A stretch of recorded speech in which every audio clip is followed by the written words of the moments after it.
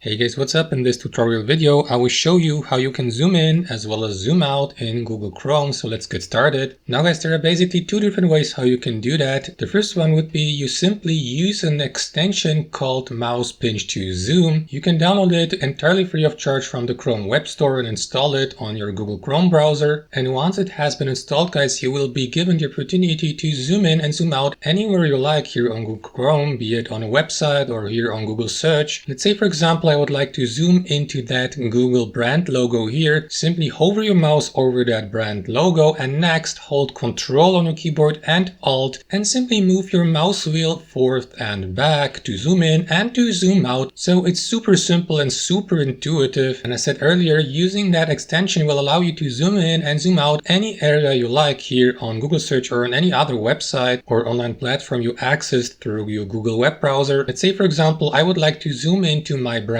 logo here in the upper right corner. So all I need to do is simply hover my mouse or move my mouse cursor into that area and apply the same method again. Hold Ctrl and Alt on your keyboard and zoom in and zoom out by simply scrolling forth and back with my mouse wheel. Super simple as you can see. And the second method would be guys, and you don't need any extensions for that, would be to simply hold Ctrl on your keyboard and to again scroll back and forth or forth and back on your mouse wheel to apply a zoom in or zoom out effect like that here. However, unfortunately, the second method will not allow you to zoom in or zoom out to specific areas on the given website, but simply apply a general zoom in and zoom out effect like that. So that's basically it guys. Thanks for watching and have a great day.